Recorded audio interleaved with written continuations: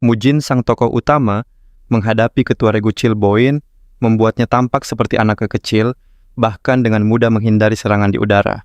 Tentu saja Chilboin murka ia menantang Mujin untuk bertarung layaknya seorang kesatria sejati. Dengan tenang Mujin mendarat dan mengangkat pedang seberat 100 kg miliknya seolah tanpa beban. Dalam sekejap mata keduanya beradu. Mujin dengan cerdik menarik pedangnya, lalu menghantam senjata Chilboin hingga terlepas dari genggamannya.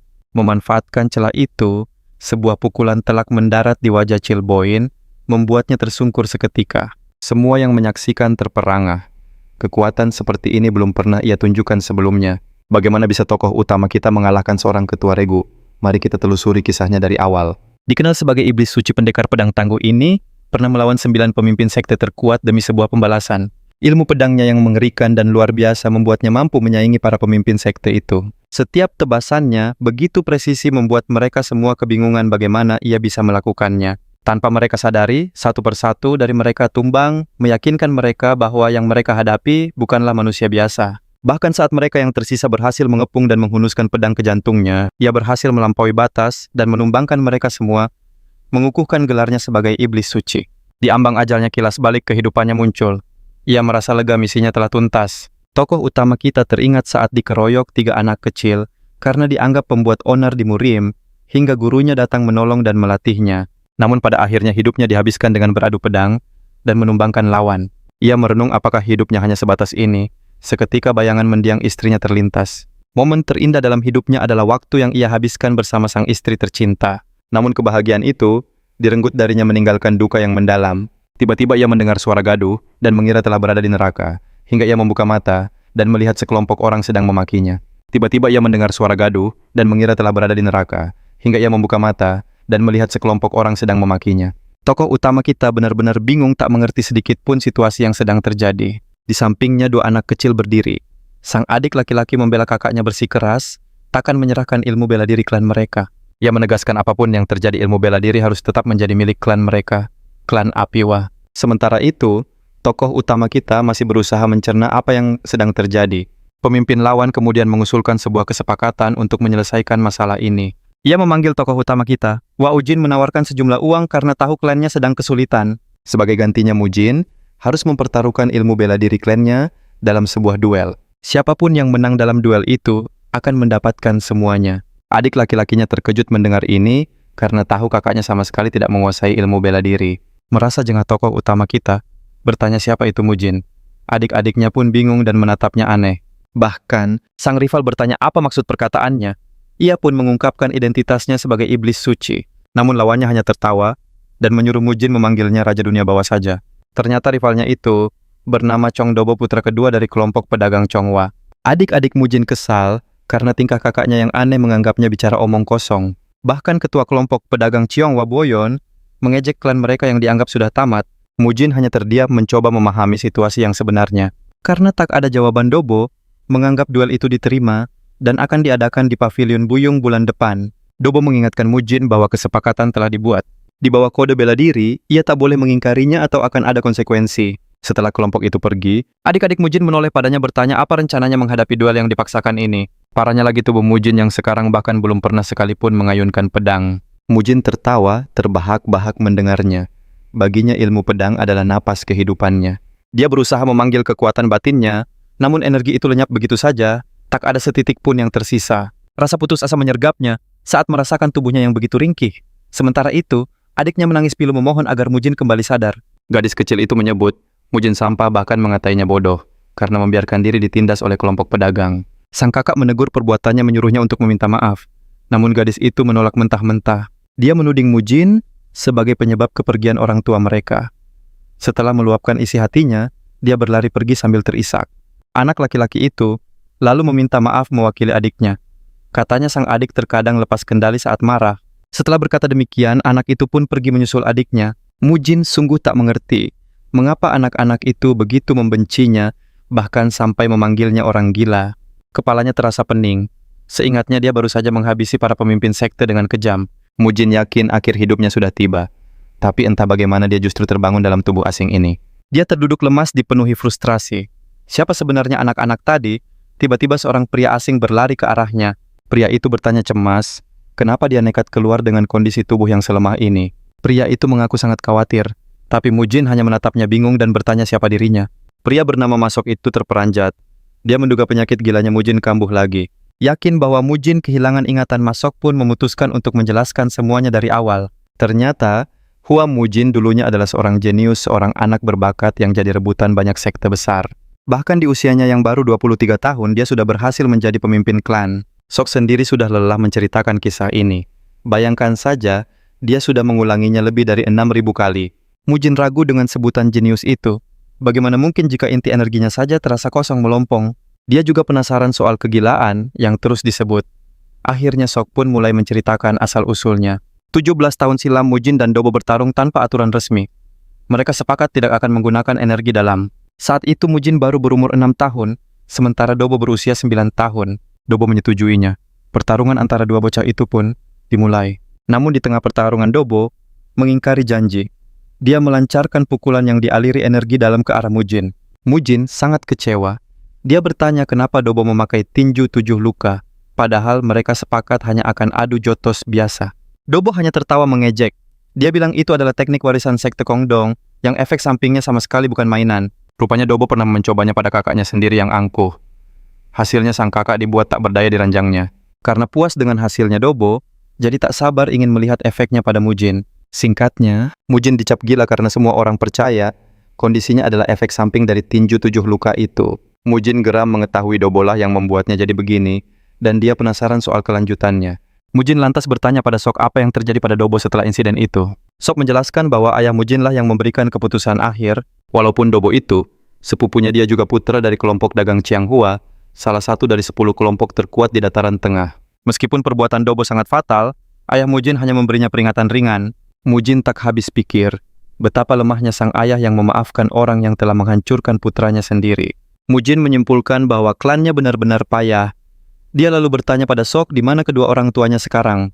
Sok bercerita bahwa kondisi Mujin terus memburuk, membuat ayahnya menumpuk utang demi mencari obat untuknya. 9 tahun lalu penyakit ibunya semakin parah, hingga akhirnya beliau berpulang. 3 tahun berselang ayahnya pun menyusul. Mujin dianggap sebagai penyebab kepergian orang tuanya dan kehancuran klannya. Akibatnya reputasi klan hancur lebur dan adik-adiknya hidup menderita. Yang tersisa hanyalah utang 2 pengikut setia dan beberapa anggota. Dia juga memiliki adik laki-laki bernama Hua Jin dan seorang adik perempuan Hua Soyeon. Mujin akhirnya mengerti kenapa Soyeon menyalahkannya. Malam itu, dia membaca catatan yang ditinggalkan oleh pemilik tubuh ini. Dia sadar 30 tahun telah berlalu sejak dia mengalahkan sekte iblis dan kini dia terperangkap di tubuh pemuda gila tanpa kekuatan. Tapi dia tak menyesali masa lalunya. Dia bertekad untuk hidup sebagai Mujin dan melindungi kedua adiknya yang malang itu. Namun ia tahu kelompok pedagang Qianghua akan menjadi ancaman besar. Mereka lah biang keladi yang membuat tubuh ini lemah dan menghancurkan klannya. Langkah pertamanya adalah merencanakan duel melawan Dobo bulan depan. Karena tubuhnya lemah, ia harus membangunnya kembali dari nol. Ia pun bermeditasi memulai segalanya dari awal. Ia teringat di kehidupan sebelumnya betapa sulitnya ia berlatih kultivasi. Tapi dengan tubuh ini, semua terasa lancar. Ini berkat bakat bela diri bawaan yang sangat luar biasa. Mujin mengerahkan energi dahsyat tubuhnya mencoba melampaui batas. Seketika cahaya keemasan menerangi kamarnya. Sok dan pengikutnya mendengar erangan kesakitannya dan segera berlari menuju kamarnya. Mereka mendapatinya tergeletak, bahkan seorang pengikut bergurau, ia telah tiada. Namun saat nadinya diperiksa terasa jauh lebih kuat dari sebelumnya. Tiba-tiba Mujin mencengkeramnya bertanya, kenapa tubuhnya begitu sakit? Hanya karena mencoba membentuk inti energi. Pengikutnya tampak bingung, dan Mujin mengulangi pertanyaannya, apakah tubuh ini memiliki konstitusi istimewa? Pengikut itu pun mengungkap rahasianya, ini adalah tubuh bela diri surgawi. Konon ini adalah konstitusi pahlawan langka pilihan langit. Rasa sakit kembali menyiksanya, dan Mujin sadar konstitusi tubuhnya berlawanan dengan ilmu iblisnya. Intinya tubuh dengan energi murni akan menderita saat dipaksa berlatih ilmu iblis. Mujin meraung kesakitan meratapi nasibnya yang terjebak dalam tubuh dengan konstitusi yang sangat berlawanan. Ia menyadari situasinya genting karena duelnya hanya tinggal sebulan lagi. Sambil menahan sakit, ia bertanya pada Sok siapa kedua pria itu. Sok mengungkap yang berbaju hijau adalah kepala pelayan Dubai dan yang merah adalah tetua Juanbong. Begitu mendengar nama Jo, sebuah ingatan terlintas tapi rasa sakit yang hebat membuatnya tak sadarkan diri. 3 hari kemudian Mujin siuman meski Sok cemas, ia kurang istirahat. Mujin mengaku bosan berbaring karena duelnya sudah dekat dan meminta Sok untuk mencarikannya sebilah pedang. Sok hampir tertawa. Di saat klan mereka bahkan kesulitan untuk makan tuannya, justru meminta pedang. Mujin pun bertanya apakah keluarganya tak punya uang. Sok menjelaskan mereka terjerat utang pada Sekte Bango yang berbunga sangat tinggi. Akhirnya Mujin sadar, ia harus menyelesaikan masalah keuangan terlebih dahulu demi menolong klannya. Tapi bagi Mujin meminjam uang lagi, bukanlah masalah besar. Toh mereka sudah sangat terpuruk dalam utang. Meski Sok khawatir, Mujin menyuruhnya diam dan menulis surat untuk para tetua mengatakan ia akan pergi keluar sebentar. Para tetua cemas Mujin akan mendatangi Sekte Bango yang berbahaya. Benar saja Mujin dan Sok tiba di gerbang mereka dan meminta penjaga memanggil pimpinannya. Pria itu, Kang Noho, menatapnya sinis dan menyuruh Mujin masuk jika hanya ingin berjudi. Mujin bersikeras yang membuat Kang geram. Sok cepat menengahi mengatakan tuannya sedang tidak sehat pikiran. Ketegangan memuncak hingga wakil ketua Majungbo dari sekte itu muncul untuk menanyakan masalahnya. Kang melapor bahwa Mujin ingin bertemu pemimpin besar mereka. Saat ditanya Mujin menjawab, ia ingin pinjam uang lagi. Ma berkata Mujin tak perlu bertemu pemimpin untuk itu dan dengan ramah mempersilakannya masuk. Mujin dan Sok berjalan melewati jembatan kayu dikawal ketat oleh para pendekar bersenjata. Sok berbisik cemas bahwa mereka masih bisa kembali, tapi Mujin menolak mengatakan mereka sudah terlanjur melangkah. Sok lalu bercerita tentang rumor kekuatan pemimpin sekte yang mampu melumpuhkan lawan hanya dalam sekejap. Konon pemimpin itu adalah ahli bela diri yang menguasai teknik bertarung yang sangat kuat. Mujin baru akan bertanya saat Ma menyela memuji Sok yang tampaknya lebih cepat memahami situasi. Namun semuanya sudah terlambat. Mereka tiba di dalam gua dan telah dikepung oleh para pendekar.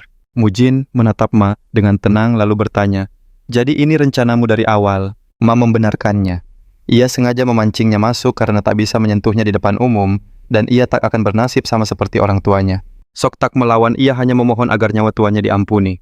Ucapan Ma tentang orang tua membuat Mujin terusik, hingga ia sadar ini bukanlah tubuhnya. Ma pun memerintahkan anak buahnya untuk memberi pelajaran. Salah satu dari mereka maju dengan seringai, melayangkan pukulan keras ke arah Mujin. Sok memejamkan mata tak tega. Ajaibnya Mujin menahan pukulan itu dan meremukkan tulang lawannya dari dalam. Pria itu jatuh tersungkur sambil meraung kesakitan menuduh Mujin telah menggunakan trik licik. "Tubuhmu saja yang besar, tapi tulangmu rapuh," ejek Mujin. Ia sadar harus bertarung tanpa kekuatan murninya. Ma geram melihat anak buahnya tak berguna dan memerintahkan semua untuk maju. Seorang pendekar langsung menebaskan pedangnya. Namun Mujin dengan lincah menghindar. Ia tahu harus terus bergerak karena tak bisa mengimbangi kekuatan lawannya. Tubuhnya meliuk lincah, menghindari serangan, lalu sebuah sundulan keras mendarat telak di wajah lawannya. Pria itu jatuh menjerit, rekannya maju menebas. Namun Mujin dengan gesit mengelak. Serangan kedua datang Mujin, melompat mundur, lalu sebuah tendangan telak mengakhiri perlawanan pria itu. Para pria bersenjata bahkan tak sadar mereka sudah berlutut tak berdaya. Dari jauh Sok berteriak cemas menanyakan keadaan tuannya. Mujin hanya menyebutnya bodoh dan berkata ia baik-baik saja. Sok terperangah dari mana tuannya belajar ilmu bela diri sehebat itu. Mujin menyahut ini bukan seni bela diri. Ini adalah cara bertahan hidup yang ia pelajari di jalanan. Sok semakin bingung. Seingatnya Mujin tak pernah hidup di jalanan. Ma memujinya, namun tiba-tiba melempar koin dengan kekuatan dahsyat. Koin itu meleset tipis, tapi tekanan udaranya membuat Mujin terkejut. Wajah Ma mengeras karena marah. Ia menyuruh anak buahnya mundur karena ia sendiri yang akan menghadapi Mujin. Mujin bingung. Ia hanya ingin bicara dengan pemimpin mereka. Kenapa ia disambut dengan permusuhan seperti ini? Ma menjawab dengan geram bahwa bos mereka bukanlah orang yang bisa ditemui sembarang orang, rendahan seperti Mujin. Amarah Ma memuncak, ia menghunus pedang dan menerjang Mujin, berniat menumbangkannya. Namun terjadi sesuatu yang luar biasa. Mujin menahan serangan pedang itu hanya dengan sepasang sumpit. Ma terbelalak tak percaya.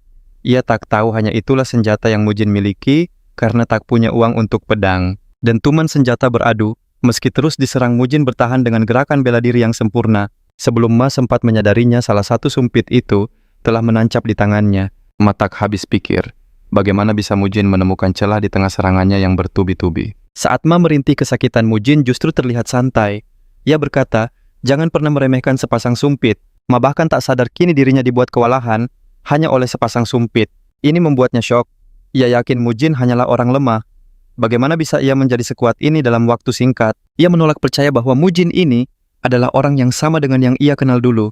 Mujin terus menyerang dengan sumpitnya sambil mengejek bahwa keahlian Ma benar-benar payah. Ma tak terima kalah oleh sumpit yang melompat ke udara mengerahkan jurus pamungkasnya untuk mengakhiri Mujin. Aura Ma di udara terlihat begitu mengancam, tapi Mujin sama sekali tak menunjukkan rasa takut. Dengan mudahnya ia mengelak dari serangan Ma, membiarkan lawannya tanpa pertahanan. Ma bertanya-tanya kenapa Mujin punya kekuatan tersembunyi yang tak pernah ia ketahui. Satu pukulan telak dari Mujin menghancurkan sisa harga diri Ma. Dengan rasa takut menjalari tubuhnya, Mujin kembali berkata bahwa yang ia inginkan hanyalah sebuah pinjaman. Tapi kali ini ia mengatakannya dengan wajah yang begitu dingin dan mengintimidasi. Akhirnya setelah babak belur, Ma duduk berhadapan dengan Mujin. Para pengawalnya bahkan menunduk hormat pada Mujin. Ma pun meminta Mujin untuk mengatakan apa yang ingin diketahuinya. Mujin bertanya kenapa sektenya meminjamkan uang pada keluarganya tanpa jaminan. Ia bisa merasakan ada niat busuk di balik semua ini. Ma berkilah kalau mereka tak punya niat buruk dan menuduh Mujin hanya berpikir berlebihan. Mujin tak percaya sama sekali. Dari tempatnya duduk ia bisa merasakan ketakutan Ma. Mujin pun bertanya sekali lagi. Namun kali ini dengan ancaman menyuruhnya berpikir baik-baik jika tak ingin menyesal. Sadar Mujin tak bercanda, Ma akhirnya mengaku mereka mendapat perintah dari kelompok pedagang Ciona. Mujin tak terkejut. Ia sudah menduga kelompok itu pasti terlibat entah bagaimana. Ia lalu bertanya pada Ma, kesepakatan apa yang mereka buat dengan kelompok Ciona? Ma tampak ragu untuk bicara. Namun Mujin dengan dingin mengingatkan, takkan ada yang peduli jika ia lenyap demi membela kelompok pedagang itu. Ucapan Mujin menyadarkan Ma. Ia mengungkapkan bahwa kelompok pedagang menyuruh mereka meminjamkan uang sebanyak apapun pada klan Mujin. Tetapi dengan syarat bunga yang sangat mencekik. Imbalannya, setelah klan Hua hancur, sekte Bango akan mendapatkan seluruh tanah milik mereka. Akhirnya Mujin paham. Tanah keluarganya lah yang menjadi jaminan selama ini. Mujin lalu bertanya, pinjaman 300 koin emas yang ia inginkan akan menjadi berapa dalam setahun. Menurut kontrak Ma, menjawab bahwa 300 koin emas akan menjadi 5.000 koin emas saat pengembalian. Mujin merasa muak tapi tak ambil pusing dan menerima kesepakatan itu. Dengan raut wajah serius, ia bertanya pada Ma, siapa yang membantu mereka mengatasi kekacauan itu? Ma lalu menyebutkan sekte Sosol dari aliansi Empat Langit Bela Diri.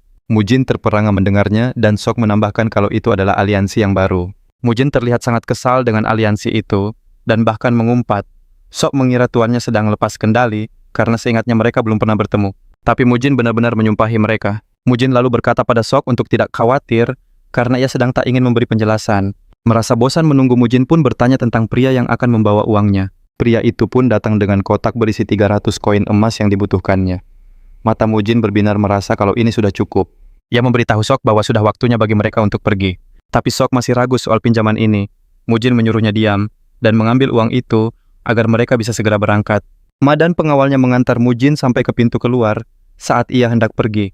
Mujin lalu memintanya mencatat tanggal di buku besar berjanji akan membayar semua hutang klan setelah urusannya selesai. Tidak hanya itu, Mujin memperingatkan Ma untuk tidak mengambil uang dari rakyat biasa atau akan ada hukuman berat menantinya. Ma hanya bisa mengiyakan, tapi dalam hatinya ia kesal dan berharap Mujin akan dipermalukan. Tak lama Sok dan Mujin tiba di kediaman mereka dan langsung disambut oleh para tetua. Mereka langsung cemas melihat noda di pakaian Mujin, namun ia meyakinkan kalau itu bukan miliknya. Ketika ditanya, ia memberitahu mereka kalau ia baru saja pergi untuk meminjam sejumlah uang. Mujin menjelaskan bahwa klan butuh dana untuk para prajurit agar mereka tidak pergi meninggalkan klan. Para tetua tak percaya ada yang mau meminjamkan uang pada Mujin dan malah menuduhnya telah mencuri.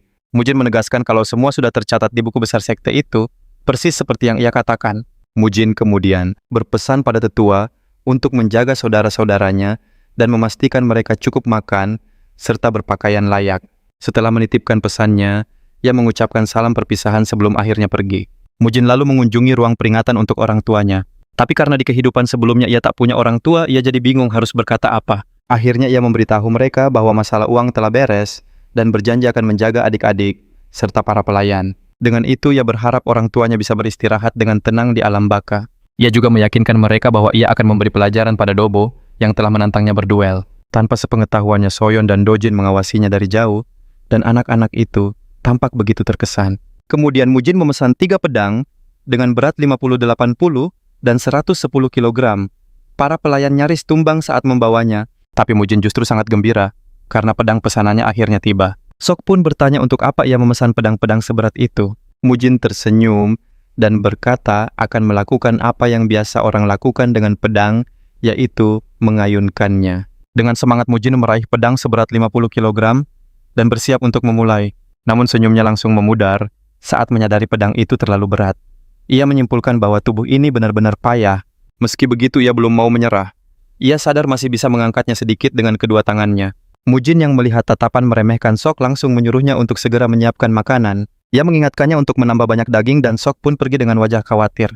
Mujin duduk bersama pedangnya berpikir, ia hanya punya waktu 2 minggu untuk berlatih sebelum duel. Konstitusi tubuhnya, yaitu tubuh bela diri surgawi, sangat bertolak belakang dengan seni iblis, ajaran gurunya.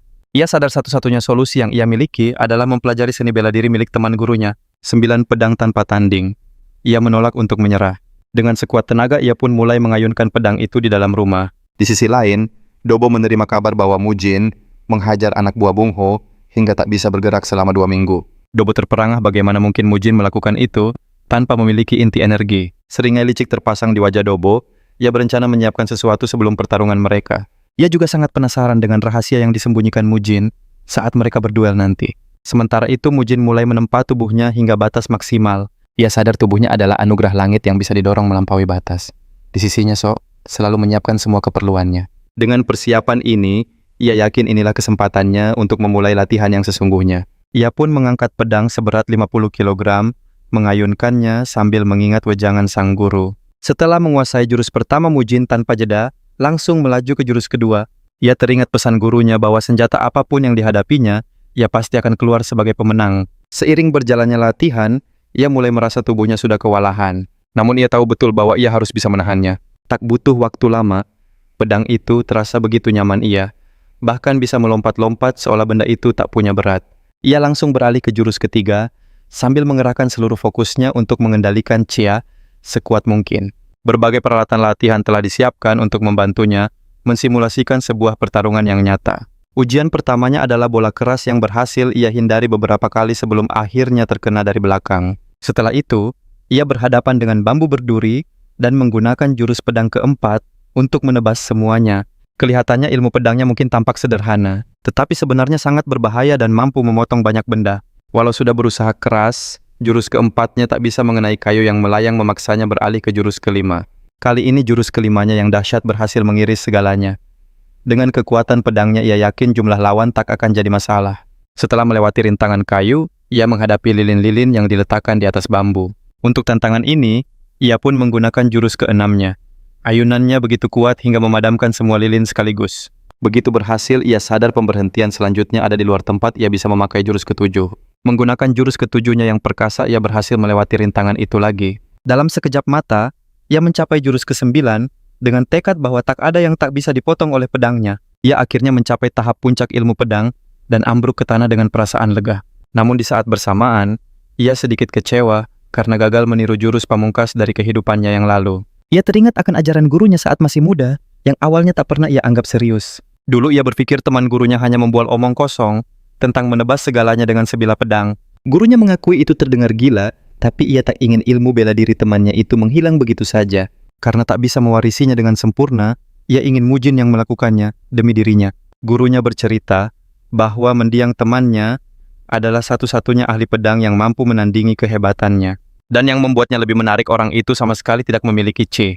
Namun guru Mujin menduga, ia menggunakan semacam seni gerak karena orang-orang di sektenya tak ada yang bisa mempelajarinya. Karena itulah, ia memutuskan untuk mengajari guru Mujin, berharap ilmu itu bisa diwariskan pada orang yang pantas. Mendengar hal itu, Mujin tertawa terbahak-bahak meremehkan ilmu tersebut. Namun gurunya menyentil kepalanya begitu keras, sampai tengkoraknya terasa mau retak. Ia memerintahkan Mujin untuk mengikuti instruksi apapun yang diberikannya. Mujin pun tak punya pilihan, selain menuruti keinginan gurunya yang berkata, jika ia melakukan jurus pedang 1000 kali, tubuhnya akan berubah. Tetapi jika melakukannya 100.000 kali, Cianya akan mulai menyatu dengan pedang. Dan jika ia mengayunkannya 1.000.000 kali, ia akan menjadi tak terkalahkan, bahkan oleh ahli pedang terkuat sekalipun. Mujin sangat terkejut karena ia butuh waktu 3 tahun jika berlatih 1000 ayunan setiap hari. Hal ini membuat Mujin bertanya pada gurunya, apa benar temannya itu benar-benar bisa menandingi keahliannya. Tetapi sang guru hanya menjawab ia pun tidak tahu. Namun ia yakin jika mereka bertarung sekuat tenaga, salah satunya takkan selamat. Hal ini membuat Moin penasaran sekuat apa sebenarnya teman gurunya itu. Sebuah tamparan keras dari Sok akhirnya menyadarkan Mujin dari lamunannya. Moin sadar perjalanannya masih panjang, baru sekali mencoba jurus itu, ia langsung pingsan, padahal targetnya 1000 kali. Meski begitu perut harus tetap diisi karena hari sudah malam. Namun saat melihat makanan di hadapannya, ternyata itu adalah daging babi. Ia tampak kecewa dan berpesan pada Sok untuk menyediakan daging sapi lain kali, karena itu paling cepat menambah masa tubuh. Mujin berkata pada Sok agar tidak ragu memakai uang pinjaman dari Sekte Bango, karena ia bisa meminjam lebih banyak lagi nanti. Dia memberitahu Sok rencananya terus menyantap daging sapi, sampai waktunya tiba untuk melawan Dobo. Sok lalu bertanya pada Mujin, sejak kapan ia mempelajari ilmu bela diri yang hebat itu? Sebab ia sangat yakin kalau Mujin yang dulu sama sekali tidak mengerti ilmu bela diri. Karena Mujin sudah memberitahu saudara-saudaranya, ia pikir tak ada salahnya jika Sok juga tahu. Mujin pun mengungkapkan rahasianya, bahwa ia bukanlah Mujin yang asli melainkan seorang iblis surgawi. Tentu saja Sok menganggap Mujin hanya bercanda dan mengarang cerita fantasi. Sok berkata ia hanya cemas, jangan-jangan ingatan Mujin akan hilang dan ia pergi suatu saat nanti. Namun Mujin menenangkannya berjanji takkan pergi sampai klan mereka jadi yang terhebat di seluruh Siwan. Lagi pula Mujin tidak punya pilihan lain. Hanya ini yang bisa ia lakukan sekarang. Sok meledek gurunya yang bicara omong kosong, tapi balasan yang ia dapat adalah sentilan menyakitkan di dahi. Setelah pembicaraan selesai, Mujin menyuruh Sok pergi. Sok pun segera pamit. Di sisi lain, dua tetua klan justru mencoba kabur bersama anak-anak sebelum duel dimulai. Mereka yakin Dobo akan melenyapkan Mujin, membuat klan ini mudah untuk direbut. Tak lama latihan keras Mujin membuahkan hasil. Ia kini bisa mengangkat pedang seberat 70 kilo dengan satu tangan. Tapi tekniknya masih belum stabil, padahal duelnya tinggal seminggu lagi. Saat ia bercucuran keringat, anak-anak datang memeriksanya. Mujin menyuruh mereka segera pergi, karena tempat itu terlalu berbahaya bagi mereka. Anak-anak mengaku khawatir, karena mereka melihat Mujin terus berlatih melewati batas kemampuannya. Soyeon cemas jika Mujin melakukan semua ini karena ucapannya tempo hari, tapi ia meyakinkan kalau ia tidak bersungguh-sungguh, dan hanya sedang marah saat itu. Melihat kedua anak itu, tokoh utama kita, teringat pada saudara-saudara kekasihnya di kehidupan lampau. Mujin mengelus kepala mereka dengan lembut meminta mereka untuk tidak perlu cemas. Kedua anak itu mulai meniru gerakan Mujin sambil memuji posturnya yang terlihat hebat. Perdebatan mereka mengingatkan Mujin pada masa-masa sulitnya saat berlatih bersama sang guru. Tiba-tiba sebuah pencerahan datang. Kunci dari ilmu pedang itu adalah teknik pernapasan. Setelah menyadarinya, Mujin dengan yakin berkata akan menang, lalu menyuruh anak-anak kembali ke kamar. Meski khawatir, anak-anak percaya kalau semua akan baik-baik saja. Begitu sendirian, Mujin langsung memulai teknik pernapasan sambil mengayunkan pedangnya sekuat tenaga. Dengan teknik pernapasan, ia bisa mengerahkan seluruh energi internal yang terkumpul dalam sekejap. Tanpa sadar, ia mulai memahami konsep seni gerak sebuah seni, ki untuk membangun energi internal lewat gerakan.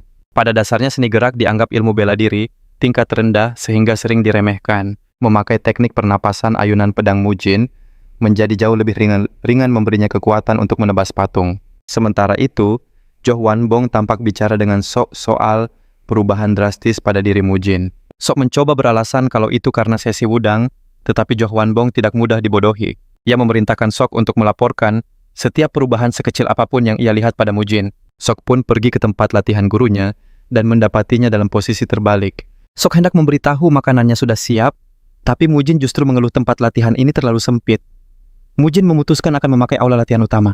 Mujin pun melangkah ke aula latihan besar dan mendapati para prajurit lain menatapnya dengan heran. Sok memberitahu para prajurit bahwa gurunya perlu berlatih sendirian dan meminta mereka semua untuk keluar. Dia menyarankan mereka untuk sementara memakai aula latihan yang lain. Namun para prajurit bingung mengapa pria yang tampak lemah ini memberi mereka perintah. Mereka meremehkan Mujin, berpikir sebilah pedang tak menjadikannya seorang kesatria. Mujin merasakan perubahan suasana, lalu ia pun angkat bicara. Prajurit lain ingin menantangnya, namun Chiol Boyne menyuruh mereka meninggalkan aula untuk tuan muda. Chiol yakin bahwa kewarasan Mujin telah terganggu lagi. Tiba-tiba Mujin menghentikan Chiol, memintanya untuk menghadapinya secara jantan. Chiol pun berbalik dan Mujin mengajaknya berduel sebagai sesama pendekar pedang. Chiol menolak beralasan, Mujin adalah calon pemimpin klan. Mujin lantas menyindir Chiol sebagai pengecut yang takkan bisa menepati janji. Kata-kata itu cukup untuk menyulut amarah Chiol, ia pun menghunus pedangnya. Duel dimulai, Mujin justru menancapkan pedangnya ke tanah, lalu melesat maju dengan gerakan berani. Ia mendekat dan mendorong kepala Chiol sebelum lawannya sempat bereaksi. Para prajurit terperangah, belum pernah mereka melihat duel tanpa pedang. Mujin terus mendominasi Chiol dengan kecepatan kilat. Sementara itu, Chiol mulai kewalahan. Ia frustrasi dan meminta Mujin bertarung sungguhan, bukan terus menghindar. Mujin akhirnya setuju untuk menanggapinya sedikit lebih serius sambil mengambil pedangnya. Tapi Chiol tak membuang waktu, ia meluapkan amarahnya dan menyalahkan Mujin atas kemunduran klan. Menurutnya Mujin adalah sumber segala masalah. Chiol merasa dia tak pantas mempelajari ilmu bela diri. Ia berlari menyerang Mujin, namun disambut dengan jurus ke-9 dari teknik pedang tak tertandingi, yang mengguncang energi internalnya. Mujin tak memberinya jeda, ia melayangkan hantaman telak ke wajahnya. Chiol pun terhempas keras ke lantai. Sementara Mujin berkata bahwa segalanya akan segera berubah. Saat terbaring, Chiol menyadari kebenaran pahit bahwa Mujin telah berubah total. Ia bisa merasakan tekad membara dari tubuh Mujin. Tak seperti dulu lagi. Chiol jatuh ke tanah membuat Sok dan para prajurit lain yang menonton terkejut. Para prajurit segera berlari memeriksa pemimpin mereka yang terbaring tak sadarkan diri. Mujin berdiri tegak layaknya pemenang bertanya pada Chiol, apakah ia keberatan dengan hasilnya. Salah satu prajurit berteriak menuduh Mujin menggunakan cara yang licik. Chiol menguatkan diri dan membentak anak buahnya untuk diam sebelum mengakui kekalahannya. Chiol menaruh hormat pada Mujin, mengatakan bahwa ia telah belajar banyak. Mujin menerima rasa hormatnya dan mempersilakannya pergi. Saat para prajurit keluar, Mujin meminta Sok untuk ikut dengan mereka karena ia ingin menyendiri. Prajurit yang tak terima itu terus menggerutu percaya bahwa Chiol mengalah pada Mujin. Namun Chiol menyangkalnya ia justru berencana memberi Mujin pelajaran telak. Pria itu tak percaya, tapi Chiol menegaskan keseriusannya. Chiol berkata ia tak tahu apa yang terjadi, tapi jelas tuan muda mereka telah berkembang pesat. Di sisi lain, Sok juga bertanya-tanya kapan Mujin berubah sedemikian rupa. Namun di saat yang sama, ia bersyukur atas perubahan positif itu. Malam itu, kedua tetua bertemu untuk membahas duel yang akan datang. Keduanya telah mengabdi pada klan selama lebih dari 36 tahun. Mereka mengenang betapa hebatnya Kaisar Api di masa mudanya. Dia adalah pemuda kompeten yang menunjukkan ilmu bela diri yang luar biasa. Bahkan klan Tang yang perkasa harus mengakui kehebatannya. Para tetua terpesona oleh kekuatannya dan bersumpah setia padanya. Zhou merasa mereka akan melanggar sumpah, tapi Du berkata, ini hanya soal menyelesaikan masalah garis keturunan. Du berkata mereka telah menjaga Mujin selama 17 tahun, tapi klan terus merosot sejak saat itu. Keduanya merasa telah melakukan cukup banyak, dan Kaisar Api takkan menyalahkan mereka di alam baka. Pada dasarnya mereka telah mengumpulkan dana yang cukup untuk pergi. Selain itu, beberapa ahli bela diri juga siap membantu mereka. Du lalu menyuruh Zhou untuk pergi lebih dulu sementara ia akan tinggal mengawasi Mujin. Rupanya seorang ahli bela diri dari sekte Chongdon yang disewa Qiang Hua akan menjadi saksi duel itu. Zhou terhenyak mendengar ini, semua petunjuk mengarah pada sebuah kecurangan. Kelompok pedagang itu tak lebih dari sekumpulan sampah licik yang ingin menghancurkan klan Hua sampai tak bersisa. Du menyuruh Zhou membawa anak-anak dan menantinya di lokasi rahasia walau ini akan jadi kejutan besar bagi mereka. Kemudian Mujin sadar porsi daging sapinya semakin sedikit membuatnya langsung bertanya pada Sok kenapa bisa begitu. Sok pun mengaku kalau pengurus rumah hanya memberinya sedikit sekali uang.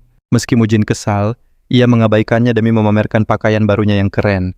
Tapi Sok langsung menghancurkan imajinasinya bilang kalau Mujin lebih tampan saat penuh perban. Saat waktu duel tiba, Mujin bertemu Do yang sudah menunggunya di luar.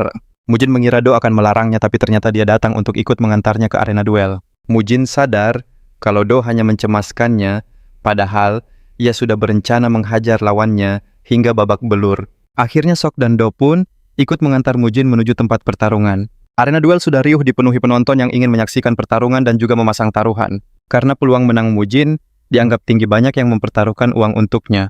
Tak lama, Mujin muncul dengan lollipop di mulutnya membuat para petaruh ragu dan ingin membatalkan taruhan mereka. Saat ia melangkahkan kaki ke dalam arena, ia berhadapan dengan Choyon yang bertanya apa ia benar-benar ingin melanjutkan duel ini.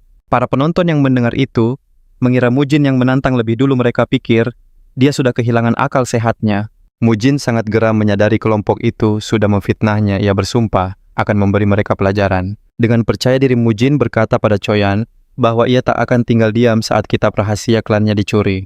Itulah satu-satunya alasan dia harus melawan mereka. Penonton terkejut mendengar ini, tak menyangka kelompok pedagang mengincar teknik bela diri rahasia. Choyan tersenyum sinis, ia yakin Mujin akan membayar mahal karena berani bersikap gegabah. Api pertarungan telah tersulut, dan semua persiapan duel telah siap. Pembawa acara mengumumkan saksi duel kali ini adalah Han Yang dari sekte Kangdong. Han berdiri di balkon dengan tatapan tajam siap menjalankan tugas dari tuannya. Ia meminta Dobo dan Mujin bertarung adil. Tiba-tiba Dobo mengungkap sebuah fakta mengejutkan pada Mujin, bahwa pakaian martial yang ia kenakan sekarang adalah kiriman pribadi darinya sebagai sebuah peringatan. Mujin hanya tersenyum mendengarnya, lalu menarik pedang raksasanya dan berkata akan mengambil kembali semua yang tersisa setelah duel. Seluruh penonton terbelalak, mereka belum pernah melihat ada orang yang bertarung memakai pedang sebesar itu. Terlebih lagi, mereka semua tahu kalau Kaisar Api terkenal dengan ilmu bela diri tangan kosongnya. Bahkan Do pun terkejut, ia bertanya pada Sok apakah Mujin menunjukkan gelagat aneh. Keduanya sebenarnya sudah menyarankan Mujin untuk kabur, karena mereka yakin ia takkan bisa menang. Namun Sok mulai menaruh harapan pada Mujin, sementara keyakinan Do sama sekali tidak berubah. Setelah kedua pihak siap, wasit membunyikan lonceng tanda pertarungan dimulai.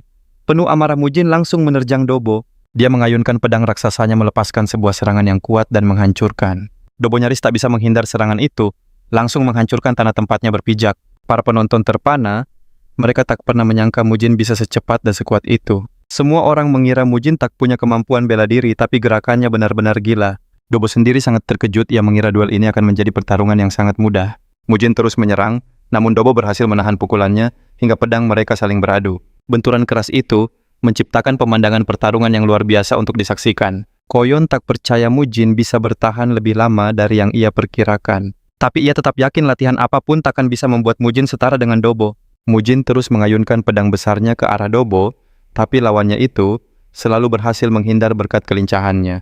Di tengah duel, Dobo melancarkan serangan balasan telak, memaksa Mujin mundur, dan bersumpah akan membuatnya lebih menderita. Ia sangat yakin bisa menghancurkan semangat juang siapapun lawannya. Dari balkon, Du mengaku terkesan dengan cara Mujin bertahan dalam pertarungan sengit itu. Namun Sok memberitahu Du, dari yang ia lihat Mujin bahkan belum mengeluarkan kekuatan sejatinya. Du menganggap perkataan Sok hanyalah omong kosong. Tapi Sok mengaku pernah melihat Mujin berlatih sendirian dan meyakinkan Du bahwa sesuatu yang dahsyat akan segera tiba. Selama pertarungan, Mujin merasa kekuatannya hanya setara dengan Dobo, membuatnya meragukan metode latihannya. Tapi ia tak khawatir.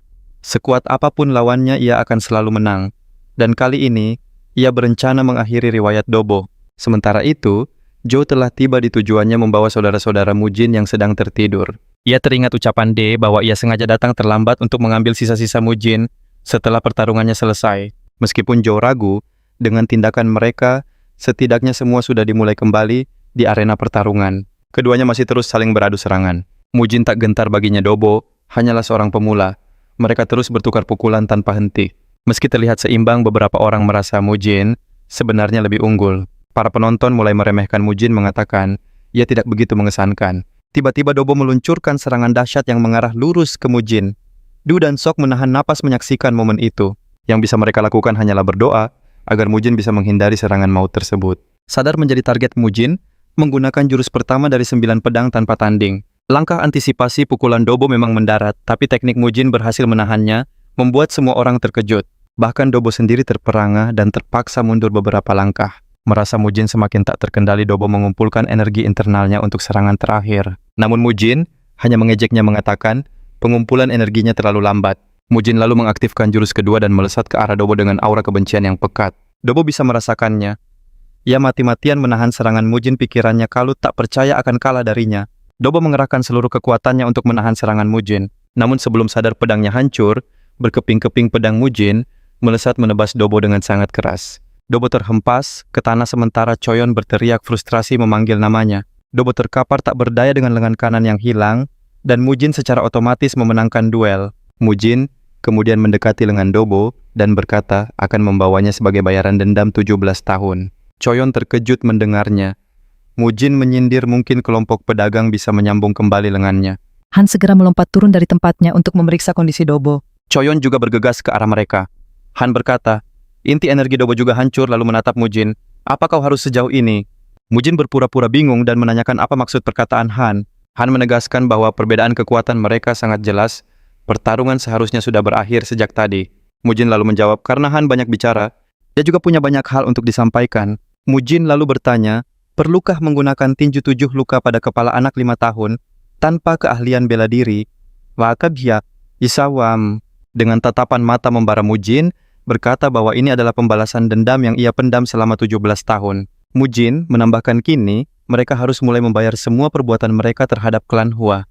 Dengan kebencian yang jelas, ia menyuruh Han dan kelompoknya untuk bersiap-siap. Choyon jatuh berlutut menahan sakit, bersumpah takkan pernah melupakan perbuatan Mujin. Saat Mujin melangkah pergi dari panggung, para penonton bersorak atas kemenangannya. Mereka terkesima melihatnya menghancurkan Dobo. Selain pertarungan hebat itu, mereka sadar belum pernah melihat teknik pedang yang ia gunakan sebelumnya. Pada dasarnya mereka bersemangat karena seorang ahli bela diri baru telah lahir. Du dan Sok menghampiri Mujin yang mengajak mereka pulang. Saat hendak pergi, ia tiba-tiba berbalik dan bertanya pada Du, apakah semua emas yang dititipkan padanya sudah habis? Dengan gugup Do menjawab, kalau masih ada sedikit yang tersisa. Mujin lantas berkata mungkin ia harus singgah ke sekte bank untuk meminjam uang. Tiba-tiba ia memberitahu Du, ia tak peduli jika Joe dan pendekar lain ingin pergi. Namun ia memperingatkan akan ada konsekuensi besar jika mereka berani mengambil adik-adiknya. Dia mengatakannya dengan niat membunuh yang pekat hampir melumpuhkan Daewoo di tempatnya berdiri. Sementara itu, adik-adiknya sedang memarahi Joe karena membawa mereka pergi saat duel kakak mereka berlangsung. Joe tahu semuanya telah usai saat membaca surat dari merpati dan sadar bahwa Mujin secara tak terduga memenangkan pertarungan. Dalam surat itu, Du memberitahunya bahwa mereka telah ketahuan dan mendesaknya untuk segera pulang. Tanpa menunggu lagi, Joe langsung bergegas kembali ke rumah. Namun di tengah ketakutannya, anak-anak justru bersorak gembira karena akan kembali menemui kakak mereka. Kemudian Mujin memberitahu Du bahwa sudah waktunya untuk berurusan dengan sekte Bango. Dan dia meminta Du agar tidak mengkhawatirkan apapun. Meski Mujin kini dianggap hebat, Du memintanya untuk tidak terlibat dengan sekte Sosol. Sadar orang tua itu terlalu cemas, Mujin pun menenangkannya. Setelah itu, Mujin berangkat menemui sekte Bango tapi sok cemas kalau hal buruk akan terjadi. Mujin berkata ia tak bisa menunda lagi dan meminta Sok untuk tetap berada di dekatnya. Begitu Mujin tiba di sekte Bango, kemunculannya mengejutkan Ma yang tak pernah menyangka akan melihatnya lagi. Mujin berkata ia datang untuk membayar utangnya sekaligus mengejek Ma karena markas mereka kini terlihat kosong. Ma mencoba menutupi keadaan dengan berkata bahwa sebagian besar penjudi telah pergi. Mereka pergi untuk menonton duelnya melawan Dobo, seolah-olah semua orang datang untuk mendukungnya. Mujin bertanya apakah mereka membuka arena taruhan pada pertarungannya. Tanpa ragu Mujin yakin mereka memberinya peluang lebih tinggi sehingga bisa meraup untung besar. Menyadari mereka mendapat untung, Mujin langsung menunjukkan minatnya dan Ma tahu ia akan diperas. Untuk menghindari masalah, Ma berkata bahwa mereka akan menunjukkan rasa terima kasih. Mujin senang mendengarnya karena siapa yang tidak menyukai uang. Ma bisa merasakan aura dingin dari tubuh Mujin yang menunjukkan niat membunuh yang pekat. Mujin lalu bertanya tentang bos mereka membuat Ma kaget dan bertanya kenapa ia ingin tahu. Mujin menggebrak meja kesal karena harus mengulangi pertanyaannya lebih dari sekali. Saat Mujin hendak mengamuk, pemimpin sekte Cewonggil muncul di ruangan itu. Mujin terkejut melihat wajah jelek itu yang ternyata adalah sang pemimpin sekte. Choi mengaku anak buahnya telah memberitahunya tentang Mujin, dan Mujin bertanya mengapa begitu sulit menemuinya. Tanpa basa-basi Mujin mengejeknya mengatakan wajahnya jelek. Ia lalu menunjuk pria di belakang C dan bertanya apakah itu pelayannya. Kejahatan murni terpancar dari pria itu yang ternyata adalah Gagak Hitam dari sekte Soso. Gagak Hitam menegur Mujin karena berani mengincar uangnya. Dan meskipun diperingatkan untuk menghindari sekte Soso, kini Mujin malah berhadapan langsung dengan salah satunya. Mujin menyuruh pria itu diam jika tak ingin celaka. Gagak Hitam yang marah menerjang Mujin membuat Sok ketakutan.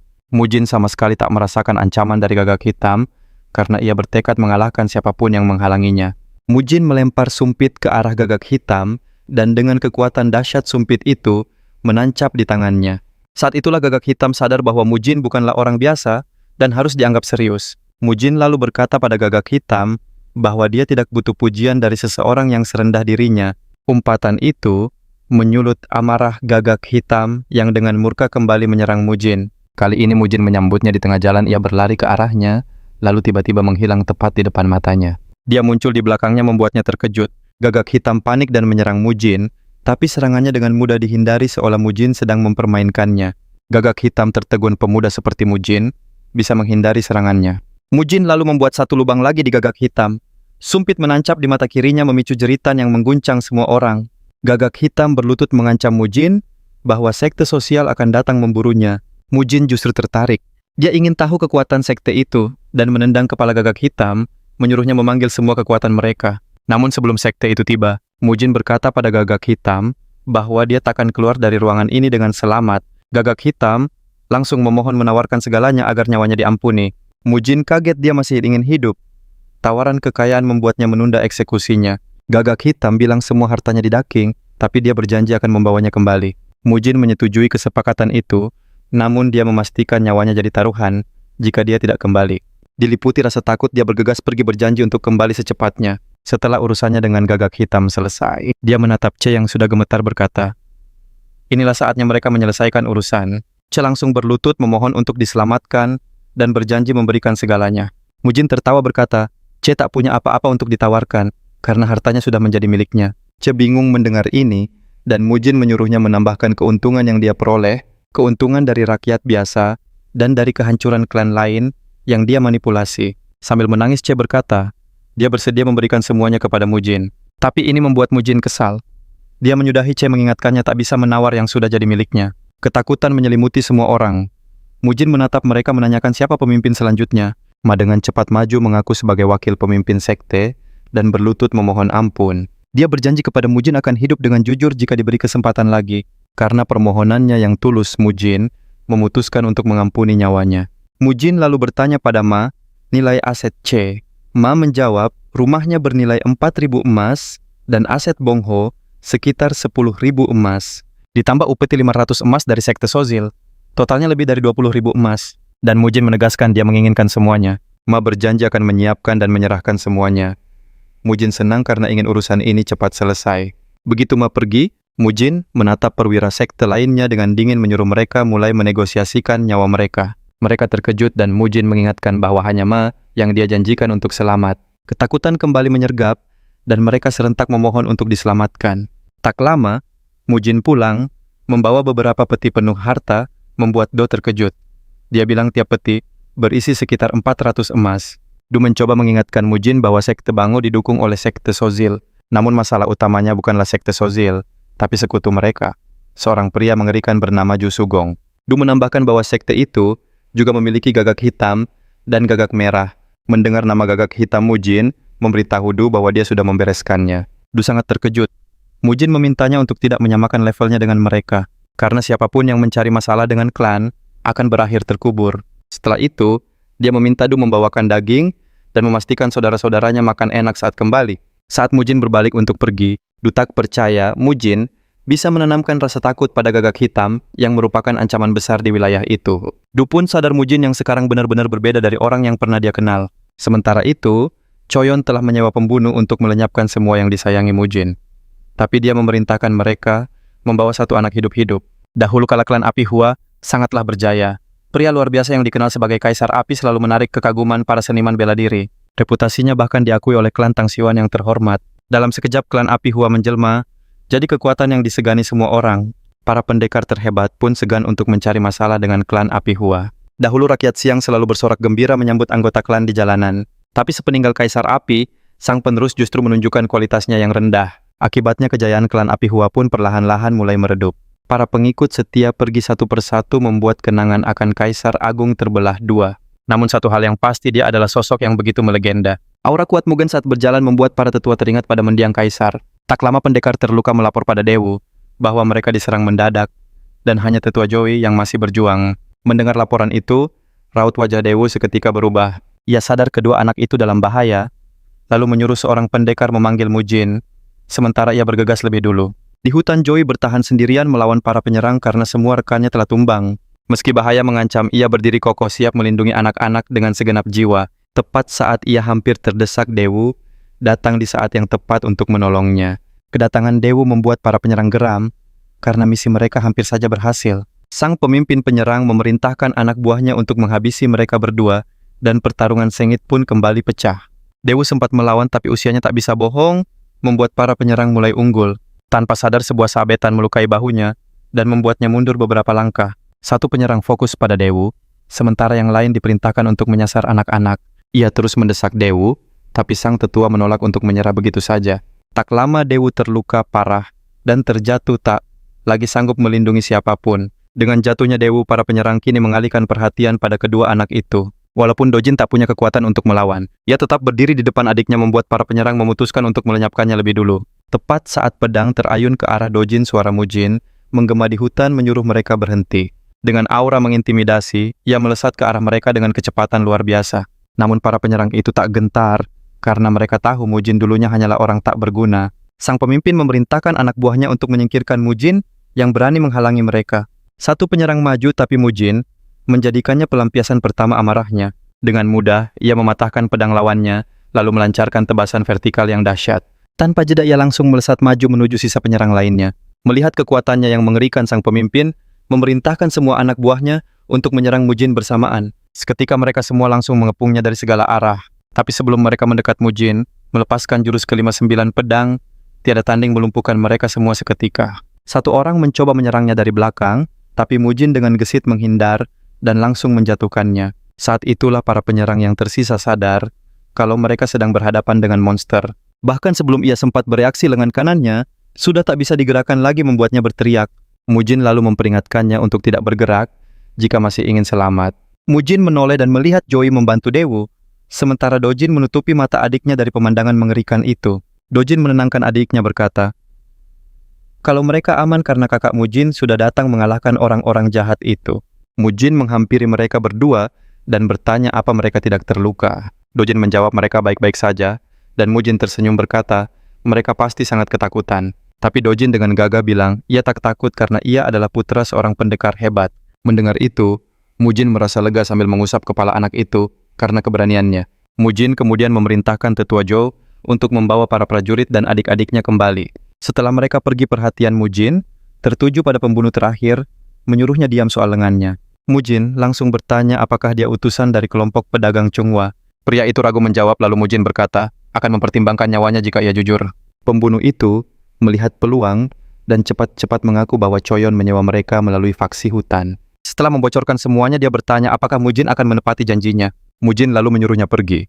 Kembalilah pada Choyon, katakan, padanya aku telah menghabisi semua anak buahnya dan akan datang mengambil kepalanya. Setelahnya, semua mata tertuju pada Mujin yang berjalan dengan tubuh penuh bekas pertarungan. Mereka yang dulu meremehkannya, kini tak lagi berani takut menjadi korban berikutnya. Orang-orang pun bertanya-tanya, apakah keajaiban masa kecilnya akhirnya telah kembali. Setelah menarik cukup perhatian Mujin, akhirnya pulang dan disambut oleh Mas yang berlari ke arahnya. Tapi Mujin menyingkirkan kepalanya dengan lembut. Dia bertanya pada Masak, apa semua prajurit yang terluka ada di balai pengobatan? Benar, Masok juga bilang Dojin dan adiknya sedang beristirahat di kamar mereka untuk pemulihan. Mujin lega mendengarnya dan meminta Mas menyiapkan air mandi untuknya. Tak lama kemudian Mujin berendam di air hangat yang nyaman disiapkan olehnya. Sambil berendam, ia memikirkan adik-adiknya dan keinginannya melindungi mereka dari keburukan dunia. Meski mereka keturunan klan Marshal Mujin, merasa tak pantas mereka melihat kekejaman sedini ini. Namun di saat yang sama, ia khawatir hanya memproyeksikan ketakutan masa lalunya pada mereka. Keesokan harinya di balai pengobatan Mujin, menemui Tetua Zhou untuk menanyakan manual seni api merah. Zhou terkejut mendengarnya, dan Mujin bertanya mengapa ia begitu kaget. Zhou balik bertanya tujuannya, dan Mujin sadar Zhou cemas, ia akan lepas kendali lagi.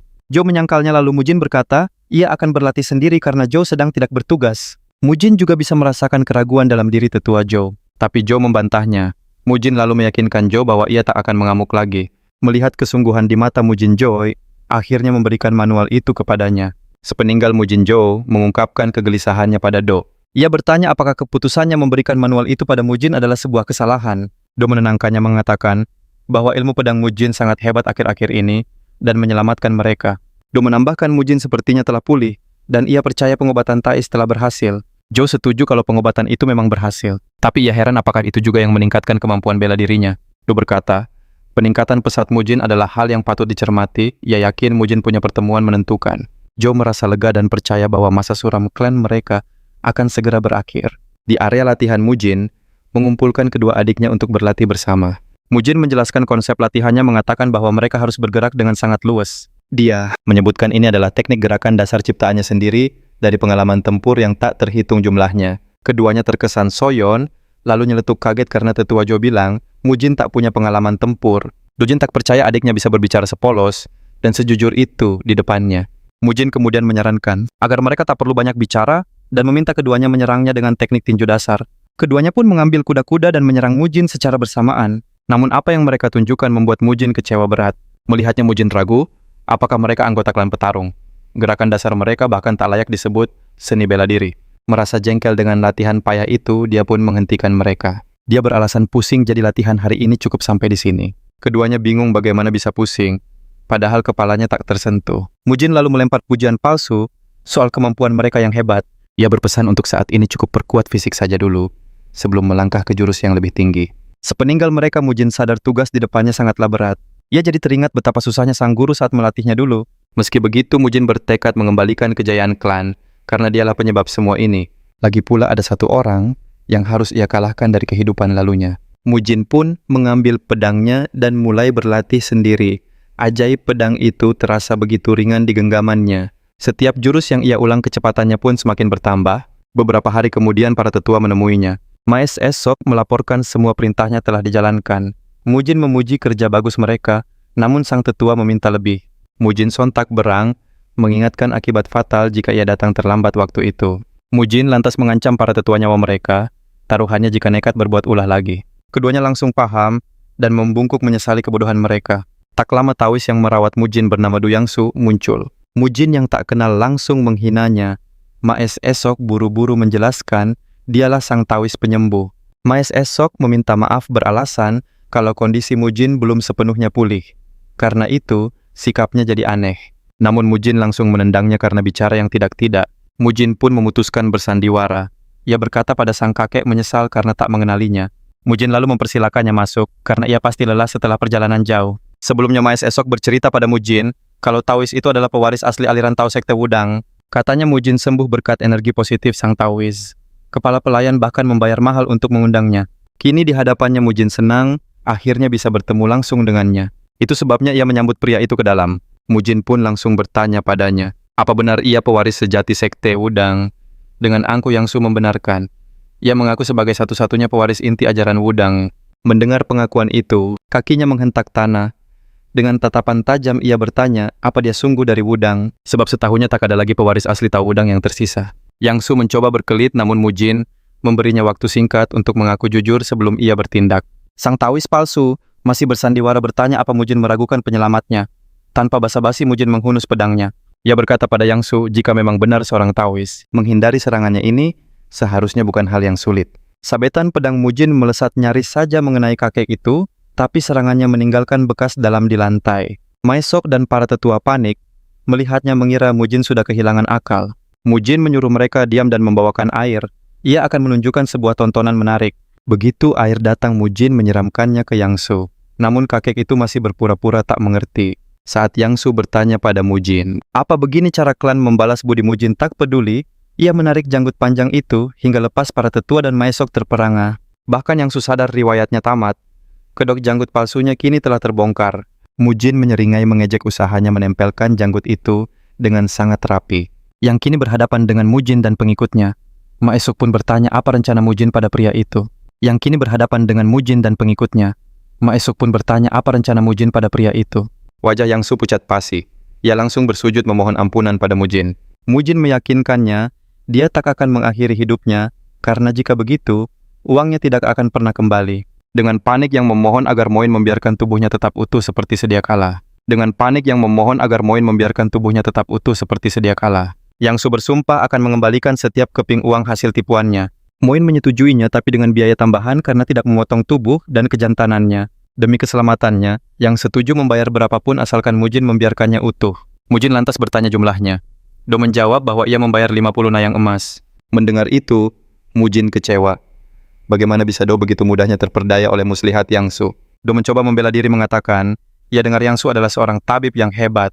Mujin lalu menatap Yangsu, memerintahkannya mengembalikan 50 emas itu terlebih dahulu. Yangsu berniat membayar namun berdalih bahwa uangnya ada di kediamannya, di Jinyong. Tanpa ragu Mujin menyuruhnya memimpin jalan ke Jinyong, sebuah perjalanan selama 4 jam. Du Danjo bertanya apakah mereka perlu ikut serta. Namun Mujin melarang karena mereka masih perlu memulihkan diri. Ia meminta mereka tetap di rumah dan memastikan semuanya aman terkendali. Melihat Jo khawatir, Du menenangkannya.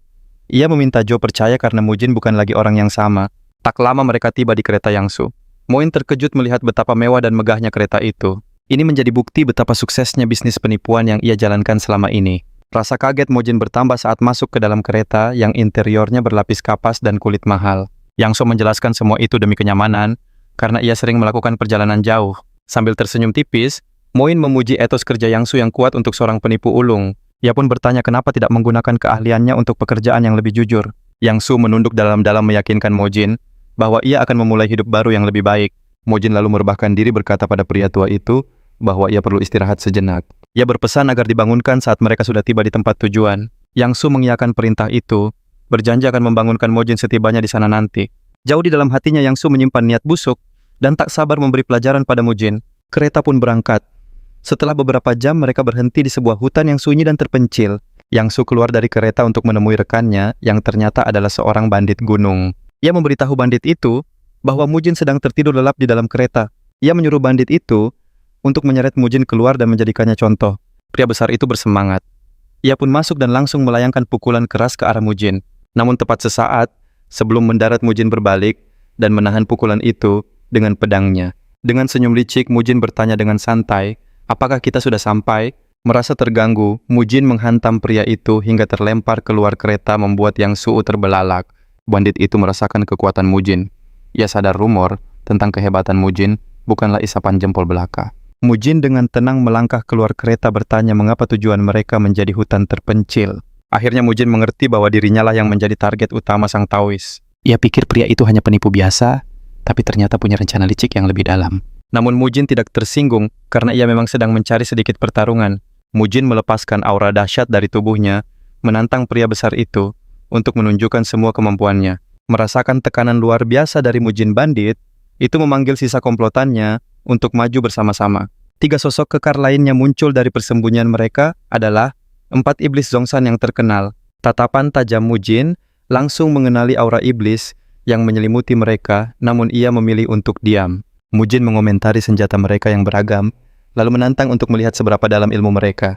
Tanpa basa-basi, Mujin melesat ke arah sang pemimpin, sengaja memisahkannya dari kawanannya. Ia menekan pria itu dalam posisi bertahan menghujaninya dengan rentetan serangan tanpa henti.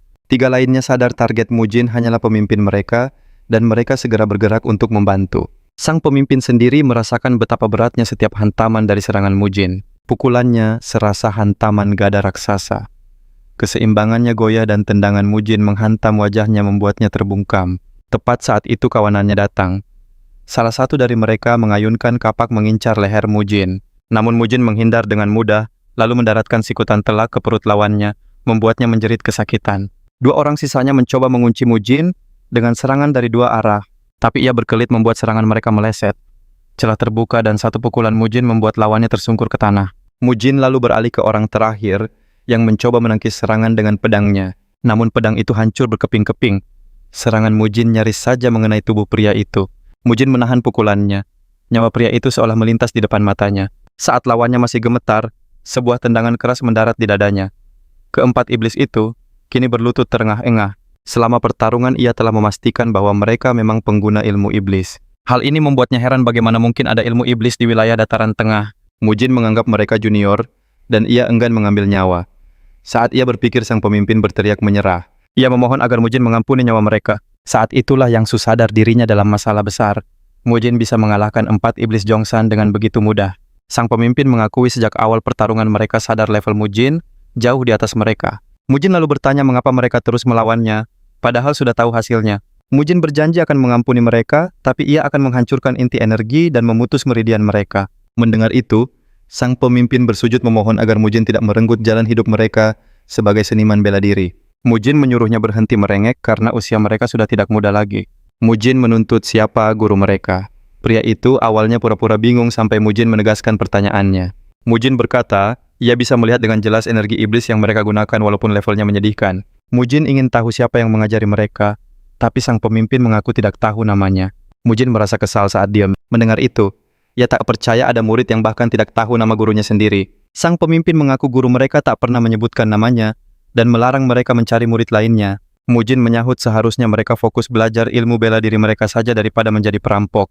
Sang pemimpin buru-buru mengoreksi Mujin mengatakan bahwa mereka bukanlah perampok.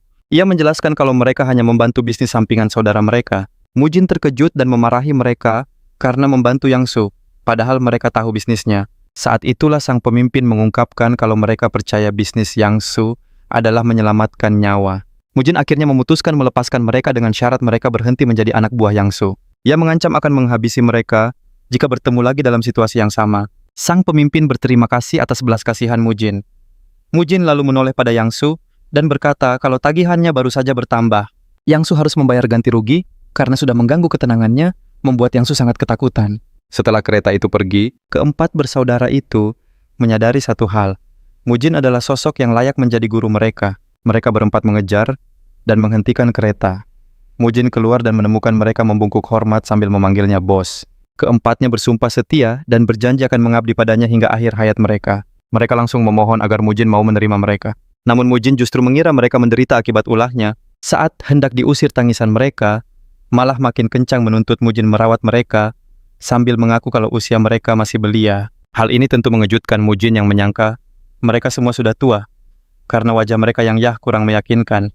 Oke teman-teman, sekian dulu ya untuk cerita kali ini. Kalau kalian suka dengan video ini, tulis lanjut di kolom komentar.